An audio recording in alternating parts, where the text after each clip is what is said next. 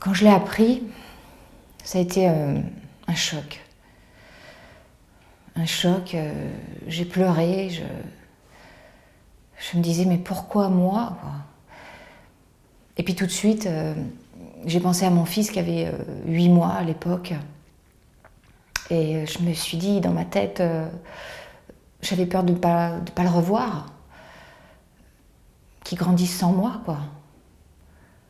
J'étais complètement anéantie. Et puis, il y a eu l'opération qui s'est bien passée.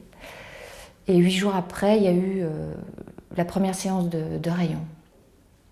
Et là, ça a été une vraie catastrophe, un mal de ventre terrible, des diarrhées, au point de ne plus pouvoir sortir de chez moi, quoi. J'allais aux toilettes 10 fois par jour. C'était terrible. Et puis voilà, en fait, la chimio m'a rendue très malade. Et les rayons m'ont brûlée. Et puis les effets secondaires, là ça a été beaucoup de nausées, de malaise, de bouffées de chaleur, des grandes fatigues. Et j'avais des maux de ventre, obligée de me mettre sous morphine pendant 1 mois, des douleurs très fortes. Et là c'était terrible. C'était très compliqué pour moi de gérer à la fois le traitement, ma vie de famille et ma vie professionnelle. C'était devenu impossible. Et suite à ça, j'ai été licenciée. Et pour incompétence à mon poste. Et j'ai été reconnue comme travailleur handicapé.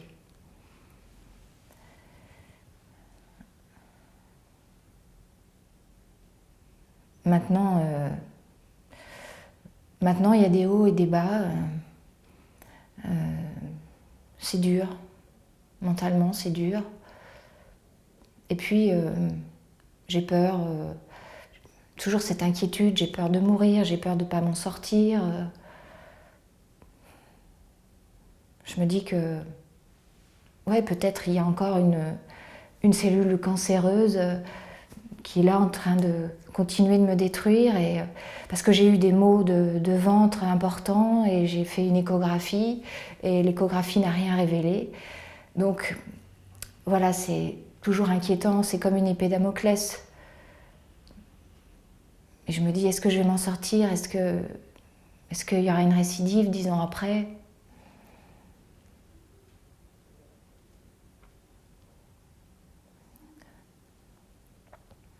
J'aimerais reprendre mon travail.